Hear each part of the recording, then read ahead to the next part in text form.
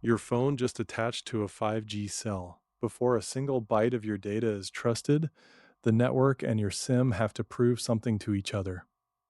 Not with a password you typed, with a cryptographic handshake called 5G AKA, Authentication and Key Agreement. Here's why it matters. If this step is weak, an attacker can clone your identity, track you across cells, or sit in the middle of your session. 5G AKA, specified in 3GPP TS 33.501, is the procedure that stops that. It verifies who the device is, verifies that the network is legitimate, and, at the same time, derives the session keys that will protect every radio message afterward. In this lecture, we walk the full message flow from the two standard diagrams, from the first N1 message carrying a concealed identity through home network vector generation, mutual authentication, key derivation, and the final success confirmation. We'll use hotel check-in and online banking as running analogies, then apply the same flow to first registration, re-authentication, and roaming. By the end, every arrow on those procedure charts should make sense. 3 cast members run the whole play, learn their jobs once, and the rest of the flow is just messages between them. First, the user equipment, your phone or modem, and inside it, the USIM. The USIM holds a long-term secret shared only with the home operator. That secret never leaves the card. The USIM is the only place that can honestly answer a home network challenge. Second, the serving network. In 5G, that is mainly the AMF paired with the SEAF, Access and Mobility Management Function, and Security Anchor Function. Think of the serving network as the hotel front desk of the cell you are standing in right now. It talks radio to you, but it does not own your long-term credentials. Third, the home network. Here sit the AUSF, Authentication Server Function, and the UDM with ARPF and SIDF. Subscription data, authentication method selection, SUCI deconcealment, and the master authentication vectors all live here. The home network is the vault that knows who you really are. Serving network is local and temporary. Home network is permanent and authoritative. The USIM is the only endpoint that shares the home secret. Every 5G AKA message is just those 3 parties negotiating trust. Part 1 of the procedure starts on the air interface. Step 1. The USIM side of the UE sends an N1 message to the serving network. Inside that message sits either a GUTI or a SUKI, temporary name or concealed permanent name. The serving network cannot finish authentication alone. It does not hold the long-term key, so in step 2, it calls the home network, AUSF authentication, authenticate request, carrying SUPI or SUTI plus the serving network name. At the AUSF, step 3 is a gate. Is this SNN authorized for this subscriber? If a rogue or unroamed network is pretending to serve you, the home network can refuse right here. That check is easy to skip when you only stare at RAND and AUTN, but it is a real authorization decision, not cryptography theater. Step 4, the AUSF asks the UDM for authentication material. NUDM UE authentication get request, again with SUPI or SUCI and SNN. Notice the pattern. Every hop toward the vault repeats who you claim to be and which network is asking. No silent assumptions. Now we are inside the home network vault. Step 5, the densest box on part 1 of the chart. If the identity arrived as SUCI, the SIDF deconceals it to SUPI. Only the home network can do that. Then UDM and ARPF select the authentication method. For 5G AKA, they build a 5G home environment authentication vector. What is in that vector? RAND, a fresh random challenge. AUTN, an authentication token the UE will use to verify the network is genuine, not a fake base station. XRE*, the expected response the honest USIM should compute. And KAUSF, a key derived for the AUSF, the root of later serving network keys.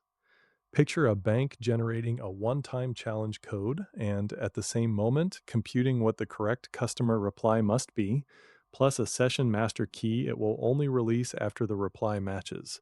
That is the home vector in one breath. Step 6 ships that material back. NUDM UE authentication get response carries the 5G HEAV, pieces the AUSF needs RAND, Outeen, XRES star related material, and KAUSF. The vault has spoken. The serving side still has work to do before the phone sees anything. The AUSF does not forward the full home vector unchanged. In step 7, it derives what the serving network is allowed to see. From the expected response material, it builds HXRES star, a hash the SEAF can check locally without learning the full home secrets.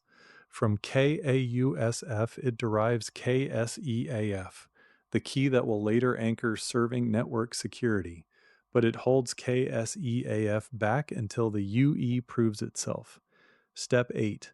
NAUSF UE Authentication Authenticate Response returns a 5G serving environment authentication vector to the SEAF, RAND, AUTEN, and HXRES star. Notice what is missing on purpose, the long-term key, and often the final KSEAF until success. Step 9 closes part 1. The serving network sends an auth request down to the UE over N1, carrying only RAND and AUTN. That is the challenge envelope. The phone has not yet proved anything. The network has not yet released session keys. Mutual suspicion by design. Real-world parallel. The hotel front desk hands you a sealed envelope with a room challenge. The vault already knows the right answer. The desk only knows a checksum of that answer. You still have to open the envelope with your keycard chip. Part 2 begins in your pocket. Step 10. The UE receives RAND and AUTN. The USIM runs the same family of functions the home ARPF used, keyed by the long-term secret that never left the card. First, it checks AUTN. AUTN carries a sequence number freshness proof and a message authentication code. If AUTN fails, the network is wrong, replayed, or fake. The UE aborts. That is mutual authentication. The phone authenticates the network before it offers its own response. If AUTN is good, the USIM derives the same KAUSF lineage the home network did, and from there material toward KSEAF. It also computes res star, its response to RAND. Step 11. Auth response goes back to the serving network carrying REES star. Step 12. The SEAF checks REE star against the HXREE star it stored. This is a fast local gate. If the hash does not match, the serving network rejects without bothering the home network again. So far, the front desk has verified your reply matches its checksum. It still does not hold the master room keys until the vault double checks and releases them. That separation is deliberate. Compromised edge gear should not silently mint full credentials. Steps 13 through 15 close the cryptographic loop with the home network. Step 13, the serving network sends N-OUS UE auth response upward with the res star the phone produced. Step 14, the AUSF checks res star against the XRes star it kept from the home vector. This is the authoritative comparison. Home knowledge versus device proof. On success, step 15 returns N-OUS UE auth response carrying KSEAF and the SUPI. Now the serving network finally learns two critical things together: the confirmed permanent subscription identity and the security anchor key it is allowed to use.